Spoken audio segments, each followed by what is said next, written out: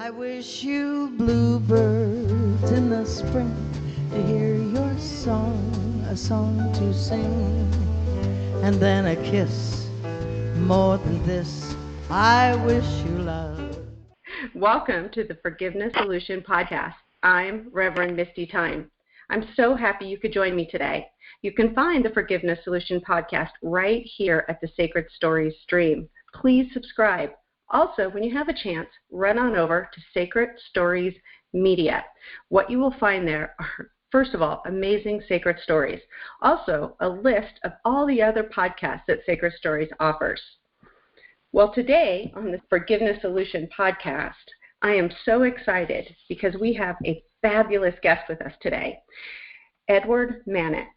He has written 2 amazing books that I have to tell you are going to be on top of my reading list. One has to do with compassion, impossible compassion. So excited to talk about that. Also, another one, reinventing truth. And Edward's going to talk a little bit more in just a minute about those. But first of all, let me introduce Edward to you. Edward Mannix is the founder of Compassion Key, a simple yet powerful system for healing the inner child, dissolving karmic distortions, and spontaneously bringing our heart and soul to our deepest desires. That excites me right there. Edward also has an MBA from Columbia University. He's traveled the world, had amazing spiritual teachers, and he's got so much to share with us. Edward, could you say hello? Hello, Reverend Misty, and hello, everyone here together. It's great to be here. Well, Edward, I can't tell you, I'm thrilled to have you here. I've really loved learning more and more about the Compassion Key and what you have to talk about in regards to forgiveness and how compassion intertwines with that. I'm so very excited. So let's get going. Sounds good. Okay. Well, first of all, tell me just a little bit about yourself and your books. Sure. Well, essentially, I started writing books about 8 years ago. I started writing my first book, Reinventing Truth, and it was very much just totally inspired. I hadn't stepped out into the world in any way as a spiritual teacher or spiritual self-help coach or anything related to that. It was just, I felt like I had to write these things down and share them with people. So I started writing and self-publishing my books, and then later on I learned, as many new authors do, that when you self-publish a book and put it on Amazon, it doesn't mean that all of a sudden millions of people are going to show up and start buying it, right? So, oh, bummer. So then I had to figure out how to get my message heard. So that just kind of kicked off a process where over the last 7 or 8 years, essentially, I've been finding various ways to reach more and more people and help more and more people with my teachings and my work. And a lot of that has really centered around the topic of my second book, which is my second book is Impossible Compassion, and that's all about the Compassion Key. And so I've spent a huge percentage of my time and life energy over the last 4 or 5 years in particular working with private clients, teaching group programs, certifying Compassion Key practitioners, and really doing a lot to get that modality, that process out into the world. Can you tell me a little bit more about the Compassion Key? What are you talking about when you say Compassion Key? Well, essentially, it's a simple yet powerful process. It's built around self-directed compassion. So, of course, a lot of people are familiar with many teachings around compassion, which often have to do with sending compassion to other people or sending compassion to the world and all sentient beings, things like this. And those are all great practices, but this is different in that it focuses on giving ourselves compassion. So there's a couple parts to the process. We might do a little bit of the short process on today's call. We'll just kind of see how the conversation goes. But essentially, we're finding the wounded parts within ourselves. We're giving them compassion for whatever they need compassion for, and it works on a lot of layers. We can get emotional soothing. We can get healing of our inner child or whatever fragments of ourself inside that are disintegrated, that are not connected to our wholeness, that are trapped in separation and in a wounded state. We can get that healing there, and then also it kind of another level, what we're doing is we're clearing out karmic imprints and distortions, which I don't know how much detail we're going to want to get to there, but big picture, when we do that, we're essentially opening up a clearer and wider window for our soul's light to shine through into form so that we can experience our soul's perfection here embodied in physical form. And to me, that's a big part of what life is all about, the human experience all about, is knowing our true perfection here in form. Not only us being our ideal expression of ourselves, but also the entirety of our life, our relationships, our financial life, our purpose, the impact we're making in the world, etc., on down the line. So that's really what the work is all about. Well, it's really fascinating, and here at the Forgiveness Solution, I definitely love talking about our soul's light. Like when we get that all in order, and you are exactly correct to say that, our relationships are better, our financial world is better, everything is better when we're in line and we have all our stuff cleaned up. Absolutely. I mean, to me, that's my basic premise, my basic worldview, essentially, is that our fully enlightened souls are living outside of time and space, projecting their light into form, and that light is refracted through a lens, which first turns that light into liquid light and then into what we experience as solid. And it's not only projecting in our physical bodies, it's not like it's projecting in us and now we're on a landscape that's unconnected. It's actually projecting in the entirety of our life. So from my perspective, anything showing up in our lived reality that does not bring us joy and is not a pure expression of our heart and soul's deepest desires is essentially not our soul's light. It's because on the lens that the light's being refracted by, we have some cracks or some imprints or smudges. I often refer to these as karmic imprints. So the light is bent in the wrong direction, and so what projects here into form is a distortion of our soul's light, or what I call a karmic distortion, as opposed to a pure embodiment of our light. So from my perspective, for example, if we talk about relationships, each of us has a different specific path, but I feel like we have many things in common at a basic level, meaning no soul's highest expression is to be in dysfunctional relationships and to be betrayed or be abandoned, all these types of things, right? If that's showing up in our reality, that's a karmic distortion. That's not our soul's light projecting into form. Our soul's light projecting into form is to be surrounded on all sides by loving, life-giving, mutually supportive relationships. So anything less than that is not really our truth. So by using the compassion key, by giving ourselves compassion for what we're experiencing in our lived reality, what we're experiencing, essentially we can fix those cracks in the lens so now our soul's light can shine through accurately, and all of a sudden we can be moving towards that reality of mutually supportive, loving, life-giving relationships on all sides. Well, that's exciting, and I totally agree with you, because when we have those wonderful relationships in our life, we shine brighter. Everybody else shines brighter.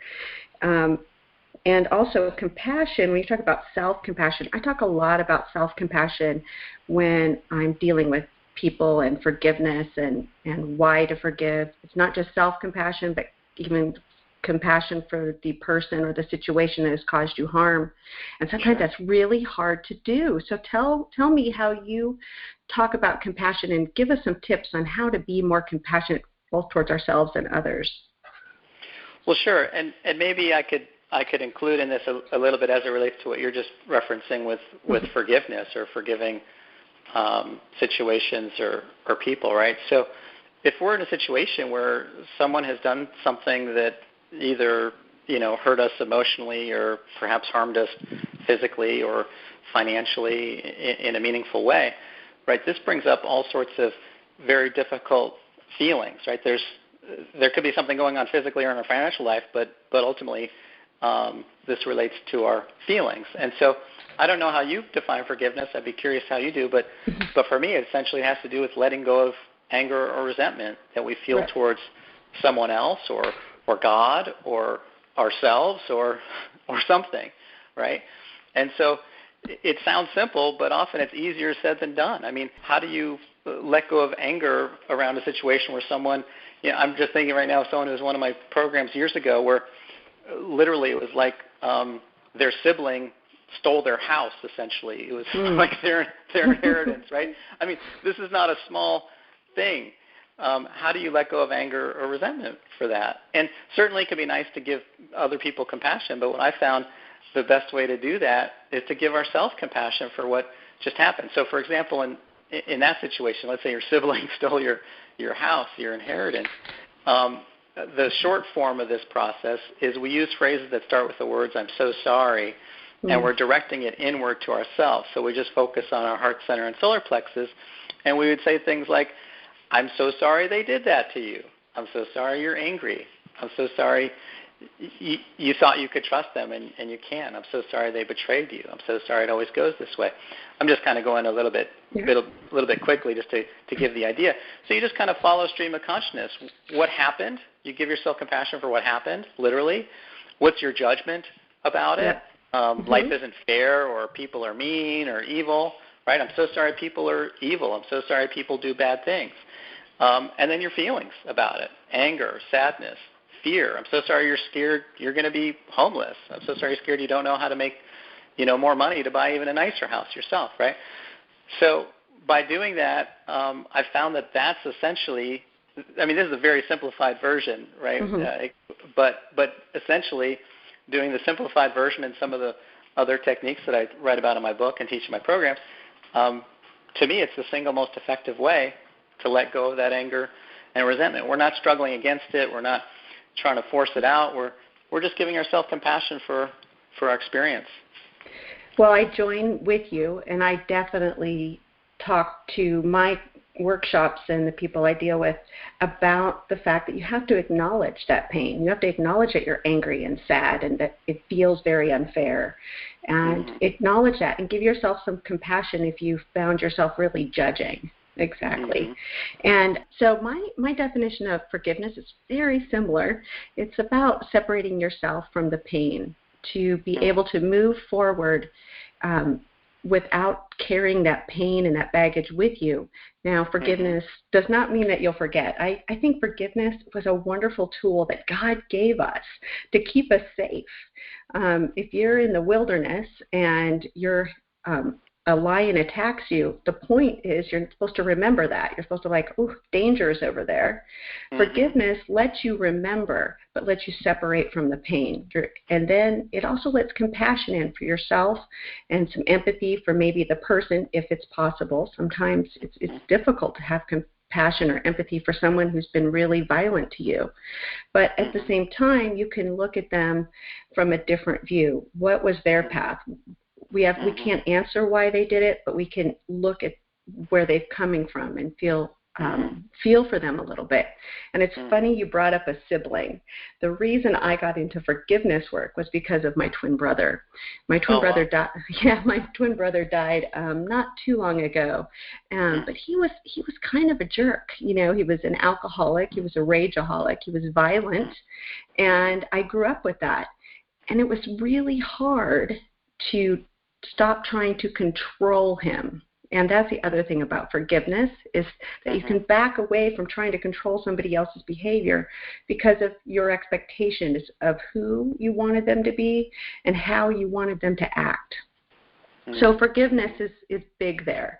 And it's amazing when I let go of the idea that he was going to somehow magically change with some magic beans or a magic wand into the brother I always wanted. Oh my gosh, what a relief that was. And then also I was able to get in some compassion for the pain he carried. He carried pain from our childhood. I used to get mad at him for that because he didn't overcome it. And I overcame our bad childhood, our alcoholic parents, and he just turned into them.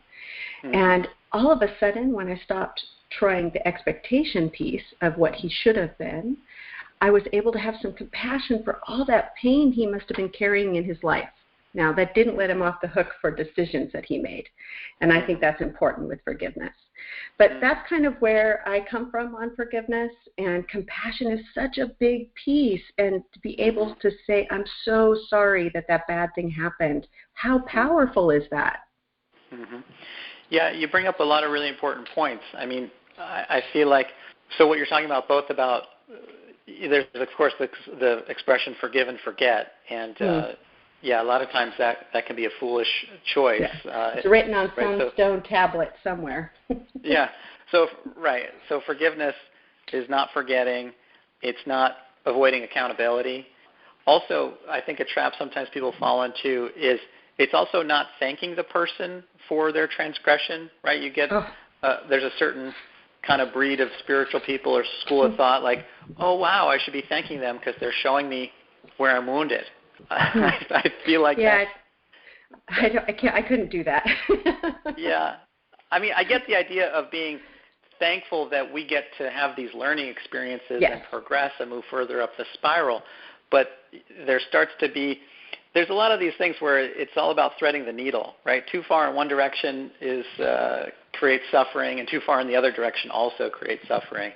And so there's kind of that point of neutrality in the middle where, okay, I can be thankful that I'm growing and learning, but it doesn't mean I want to thank that person for, stealing my house or physically assaulting my child or something, right? Right, exactly. So, also, right, forgiveness doesn't necessarily mean we're going to still be friends. Forgiveness doesn't mean trusting again.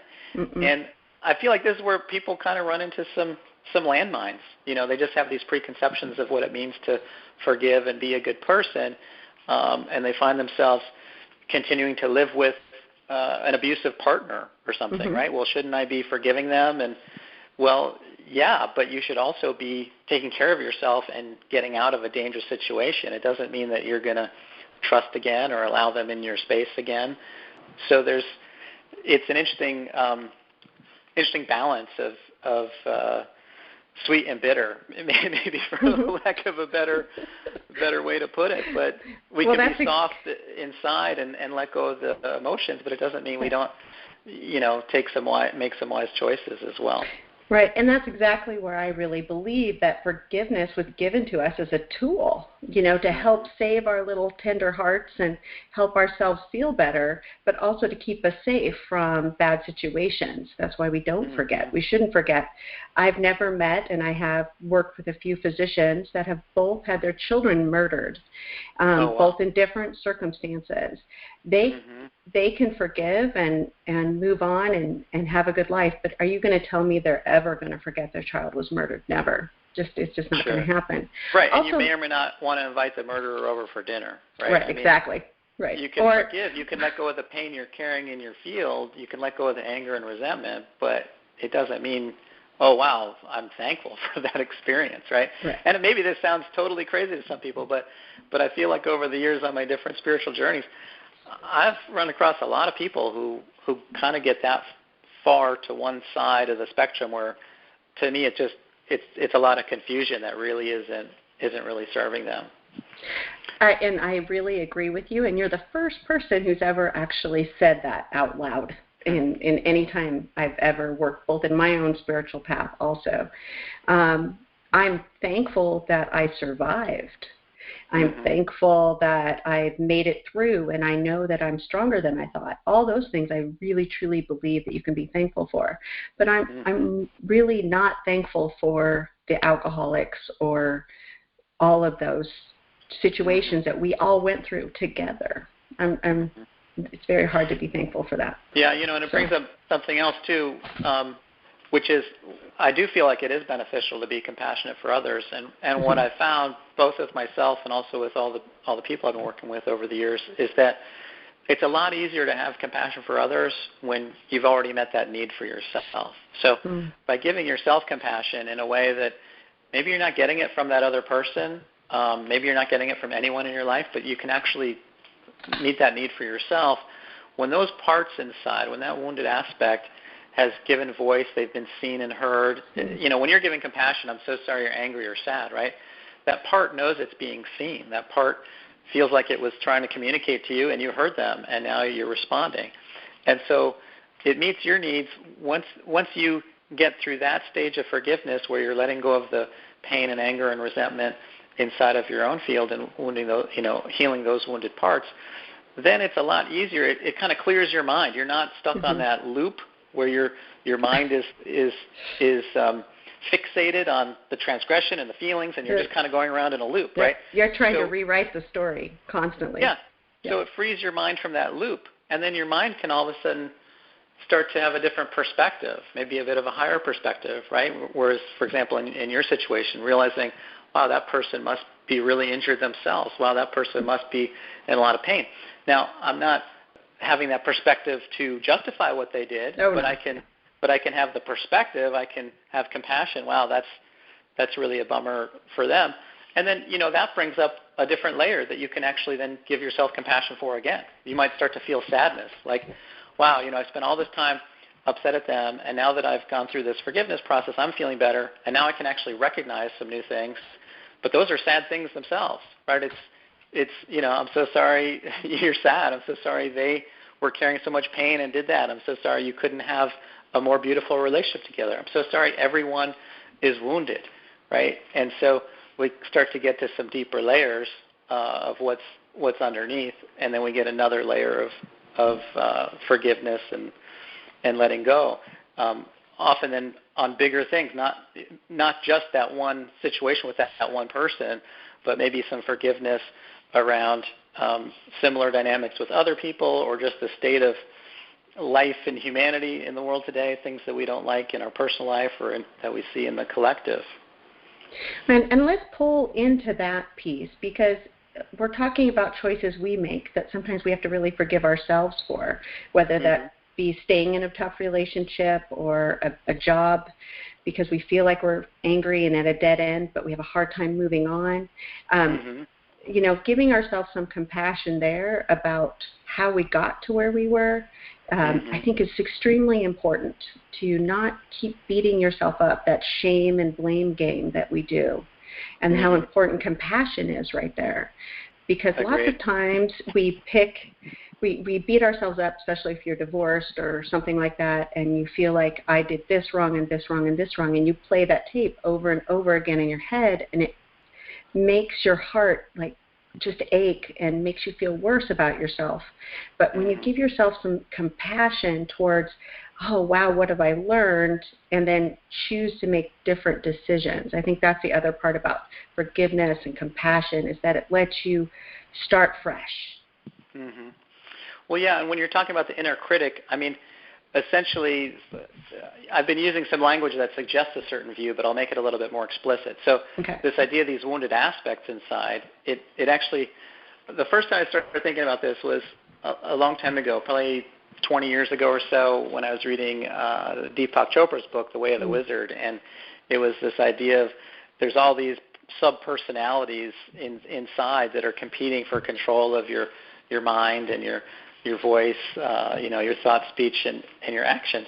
So it's like we have all these wounded parts inside, and the inner critic situation is actually one wounded part of ourselves, the critic themselves is wounded, beating up another wounded part of ourselves, which is the part that may or may not have made a mistake, or the part that's essentially just getting bullied. So it's like there's a battle inside between two wounded parts that both need compassion. And so we can do it separately.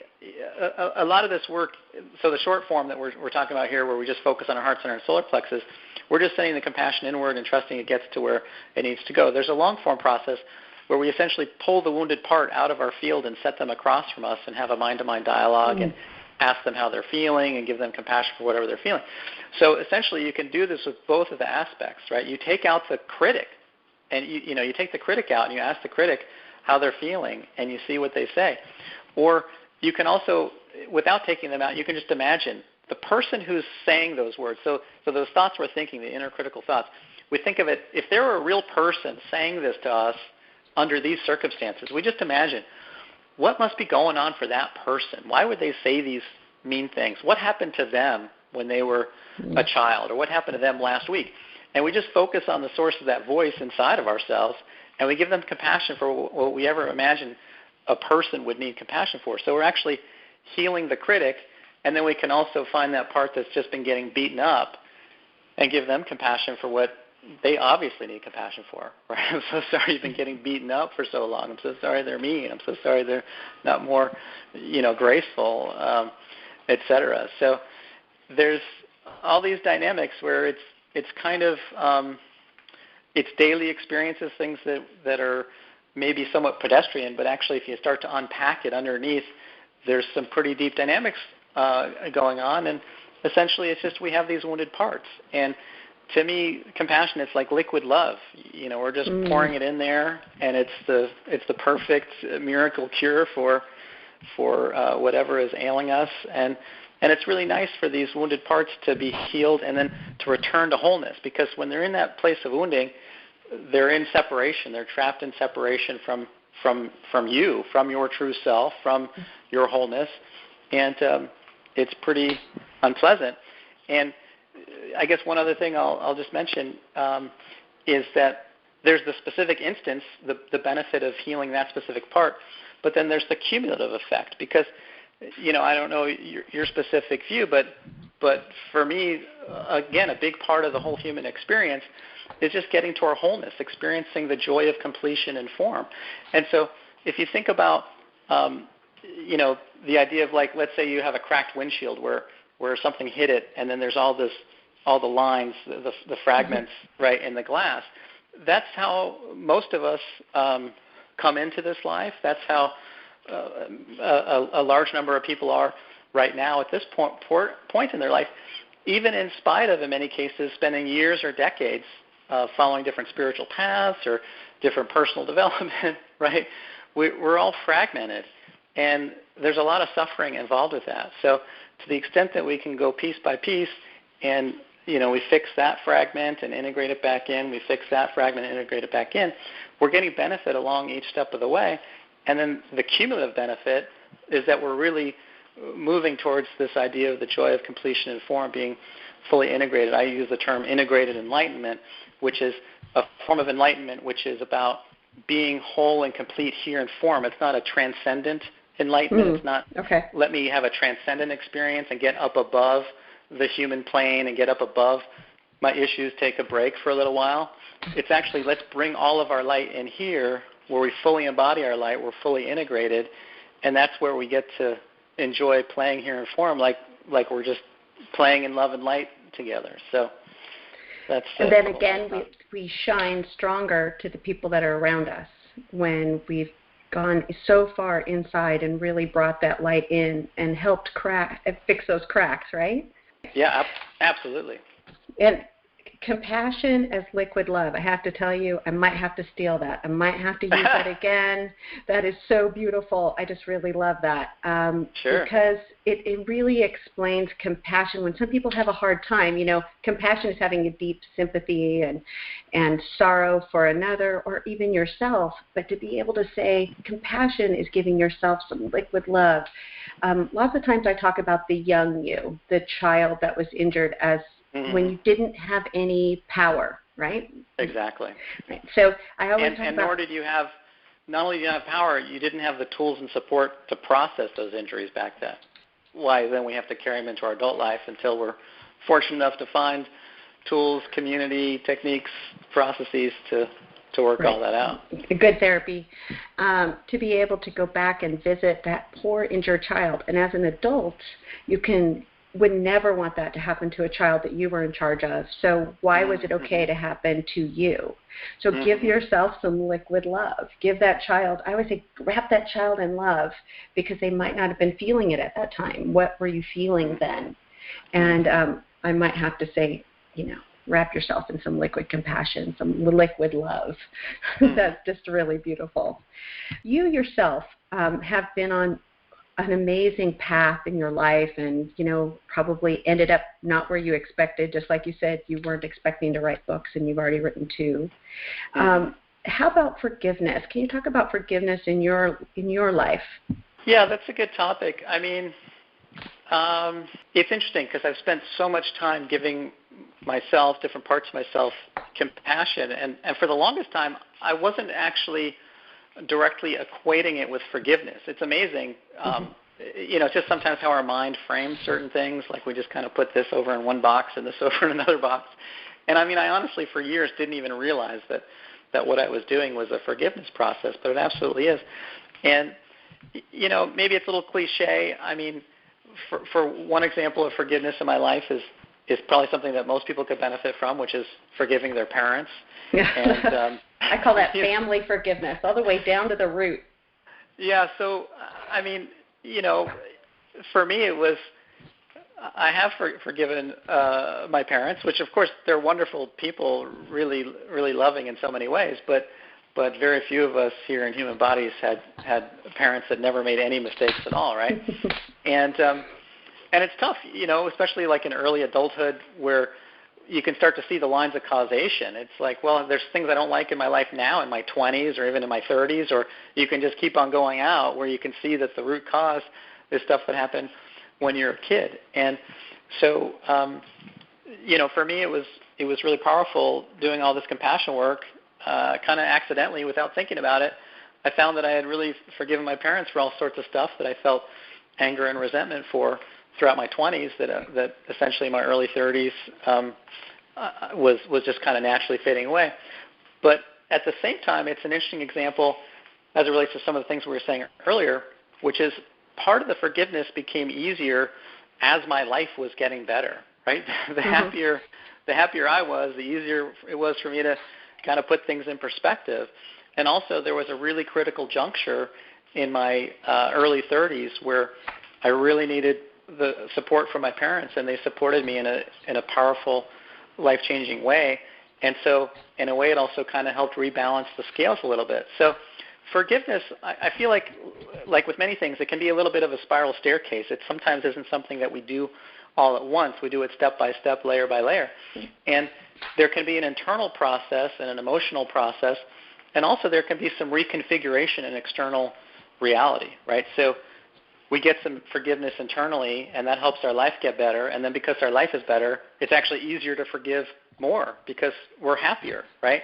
Or then we do some more internal process, and then this other person that we are holding some resentment towards shows up differently. They do something nice for us. They help us in a certain way, which makes it that much easier to continue on the upward spiral of forgiveness. So I think sometimes some of us spiritual people, we can over process or focus a little bit too much on process. And if this is coming from, of course, I'm someone who teaches people, like my life's work is teaching people how to do these processes, but I can fully recognize there needs to be a balance between our internal world and our lived reality. And sometimes effortlessly our lived reality reorganizes, and other times it's not effortless. Other times we have to take certain concerted action, intentional action, to make our lives better. And then when our lives are better, it's easier to forgive all sorts of things. So it's a little bit of a balance between the inner and the outer from my perspective.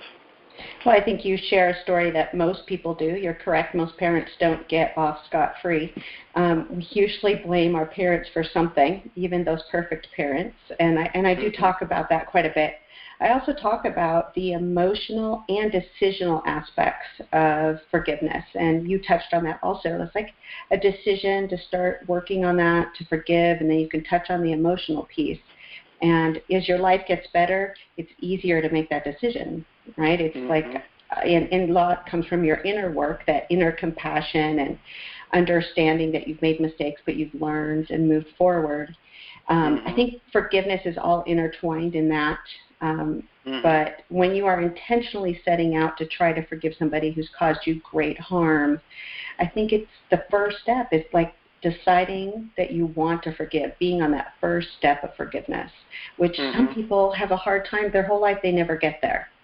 And the benefit immediately is like, oh, I think I want to do this. I just want to comment on something.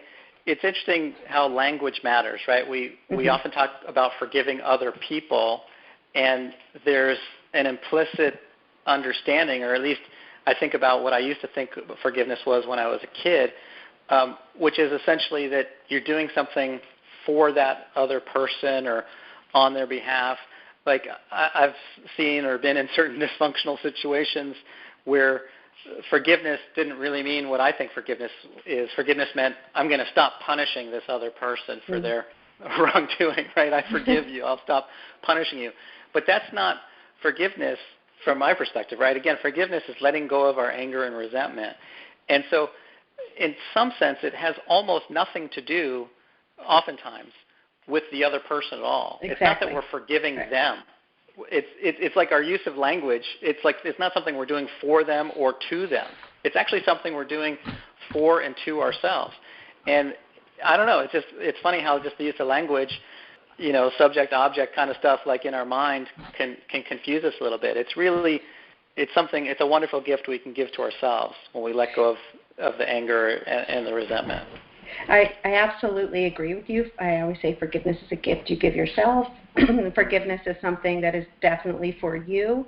That's why, but you're right that in our society that has gotten very confused, both in a religious sense and a societal sense. There's a wonderful study out there. It's a survey by the Fetzer Institute who talks about love and forgiveness. And they surveyed over 1,000 people, and sure enough, about 60% of those 1,000 people really wanted to work on forgiveness, whether it be personal forgiveness and other people and work and all those situations. But the problem was they really needed an I'm sorry. Right? We all want to be right. And when you can get rid of that notion of being right or wrong, that has nothing to do with forgiveness. Forgiveness means that you are willing to lay down that anger and resentment so that you can be happier, so you can have joy. And then, as you said, liquid light coming in and giving you some love. And so that's also where I come from, the forgiveness piece. I feel like I want to champion and shout at the mountaintops to the rest of the world what forgiveness really is and what forgiveness is not, because that clears up a lot of misconceptions. Absolutely. And it's interesting you're saying how in that survey that they're wanting an I'm sorry, because that's what we're talking about here with the compassion key, right? We're giving the I'm so sorry to ourselves. So we meet that need, and then we can drop it and move on. We don't really need it from the other person. And of course, I'm sure you know that a lot of times when we don't need it from the other person anymore, we get it from that person, or we get it from other people who acknowledge, like, wow, that really was not, and there's some power. Or great. And I think you touched on this earlier. It's definitely powerful to be acknowledged, isn't it? Just to be able to say, yes, that was painful for me, and that was difficult. And I can't believe that you went through that. To hear those kinds of things, it's validation a little bit that, one, you're not crazy. Like, this really was a bad thing that happened to me. And I think that also lets you sneak in some self-compassion. Not feeling sorry for yourself, that's not what I mean, but feeling like, oh, that poor little kid or that poor adult who made those bad choices. Oh, feel that liquid compassion, which, as you can tell, I'm just loving that. You mentioned about not feeling sorry for yourself, because it's a little bit of a paradox. When we say that I'm so sorry to ourselves, the part of us, if we're ever experiencing feeling sorry for ourselves, it's because we're over-identified with the wounded aspect. So it's not our perfectly healed and whole self that's feeling sorry for itself. It's the wounded part.